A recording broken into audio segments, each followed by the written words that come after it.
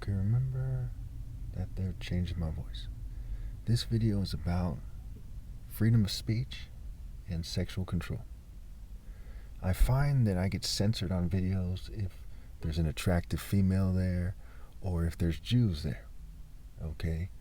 And also they tend to try to get me to talk to LGBT people when I'm not even an LGBT person, because they're trying to gay wash people to make the average person more like a Power Ranger or someone at a gay parade, and rich people more like the most professional, most presentable professionals, okay? Where some of the rich people are more like Bezos at the same time, to kind of confuse you, right? So there's nerds and there's people trying to look more professional. And obviously, in the process of this, people pick up on that. There's various degrees of consciousness, and everyone basically doesn't respect the governing class for it. Just most people are too busy kissing their ass and too busy being afraid of them to tell the truth. And I'm not afraid of anything but God Almighty. So as I look at this thing, right, and I say, it's crazy, right? What's going on is so crazy, people would have trouble believing it. Except for gang stalking, for example, it's known these days. It's very known, very known. And people basically understand that Havana syndrome is real and so on and so forth. And the president was even asked about it recently. And he said that he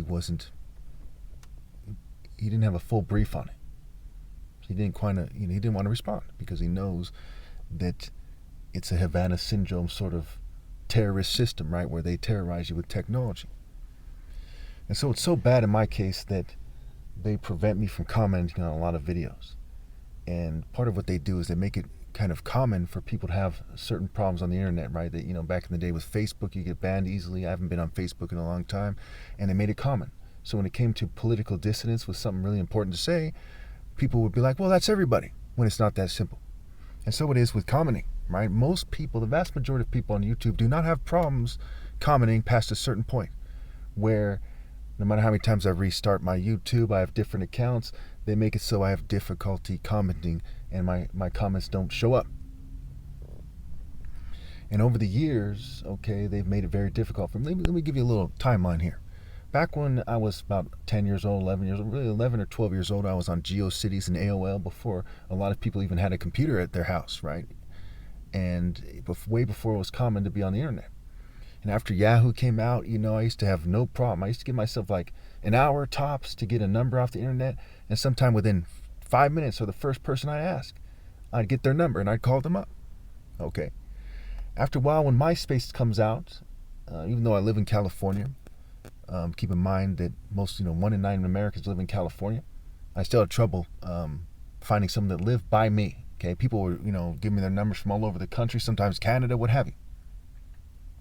So when MySpace came out and it was easier to find someone who lived by you, I started getting shunned. In fact, if I remember correctly, I was on MySpace for many, many, many, many hours.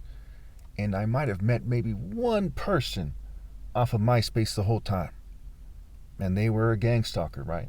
And eventually the masses of people would become gang stalkers. I don't really know how it breaks down back then. I don't have all the information on the history of gang stalking or something, but there were people who were being told what to do by the state, the military, the police. They're from their families. They're from political families, social clubs, Freemasons, various groups of people who told them to do things in a certain way. And sometimes, it reminds me of Mexico, where they sell silver or lead, right? So they'd help them, buy a car. They'd help it in life in one way or another, go on a trip or whatever. Or they'd make their life harder. So they'd just do what they say and they'd accept being a slave. And that would limit who they date. That would limit what they'd say. That would limit what they acknowledge, right? For example, I'm the top martial artist ever possible.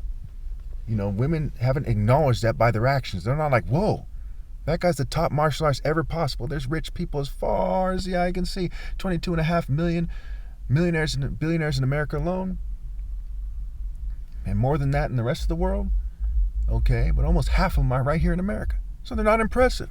That's like someone expecting to impress women just because they own a car or because they have nice shoes or something.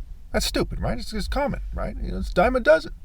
And choosing people based on money and social norms is shallow. Not being willing to die for love like Juliet in popular culture is shallow. And so we see that because people don't effectively communicate with each other, because they don't have the right sort of idea of what is ideal, that people don't understand that. And they're impressed by stupid things like money.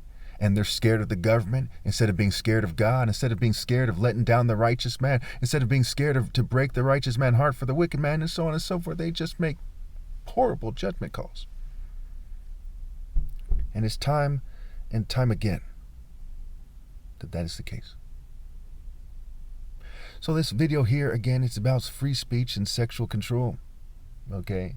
When I see somebody who looks like an Israeli, for example, a Jewish person, I know if I approach that person in person, they're going to reject me. Okay? And they'll probably look at me like, what the fuck are you trying to talk to me for? And it's like that with a lot of races. Some Asians, some white people, what have you. And there's some black people who've taken on their mentality. And this affects freedom of speech too. When everyone's an unreasonable, arrogant fucking idiot, okay, it affects it. When people, they might not be so arrogant, but they've taken on certain narcissistic traits that have allowed them to be controlled by the arrogant, unreasonable fucking idiots. It affects you. So between people being stupid and cowardly and childish and immature and not fearing God and so on and so forth, and them being terrorized by the state and the state censoring, this corporate state censoring my comments and suppressing my videos, I basically don't have freedom of speech. And I have no criminal record, no terrorist ties. I don't even plan to have children.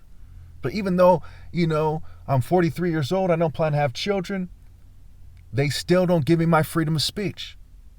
Even though constitutional law is supposed to supersede state law, federal law, it's supposed to be the highest law of the land. They do not give me my free speech. And my years have gone by with my videos suppressed to a large degree, my comments. But I still managed, because of me being in person, because of the government talking to their networks about me, to get my message out. Lots and lots of people know about my Top Martial Arts Challenge, okay?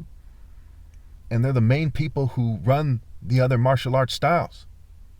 They have the ability to look in their style and say, who do we think might have a chance against them?